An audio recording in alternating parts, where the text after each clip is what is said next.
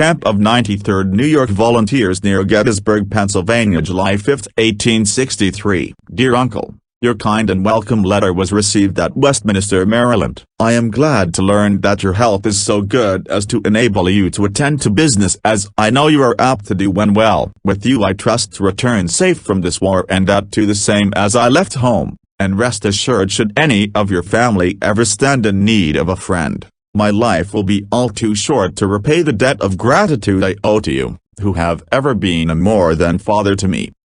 We have had an awful fight here, but thank the Lord, our army has given the rebels an everlasting thrashing. The heaviest fighting was yesterday, and today they are in full retreat, and our army entire is after them. This is the first time since the organization of the Army of the Potomac that the rebels have met our men in open field fight, and I don't believe they would this time, but that, as the prisoners say, their officers told them they were to fight the militia, but they found to their cost that the old Army of the Potomac was around. We must have taken about 8,000 prisoners, the loss in killed and wounded on both sides must be 25,000, and some say the rebels alone have lost that number. Genl Lee tried to come the flag of truce game on Genl Meade, but it failed to work. Genl Meade sent back word that he would bury their dead for them. Encamped about half a mile from Gettysburg, right on the battlefield, which is very large. I have seen but very little of it,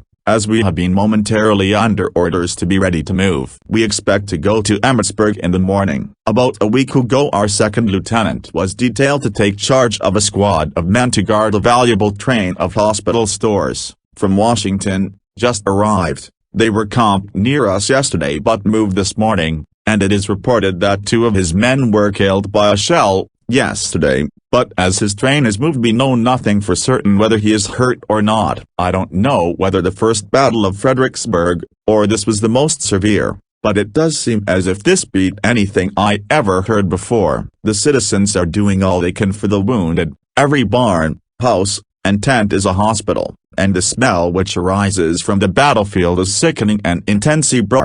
Quite a number of our headquarters officers are killed and wounded. One of them, General Warren, was wounded right in camp by the bursting of a shell, a piece of which struck him in the throat. Take it all together, we have had very lively times for a few days. Enclosed I send a photograph to Lib. We'll write to her or Aunt Hannah as soon as we get in camp wherever we are going. Don't be at all alarmed about me, as I do not mean to get killed.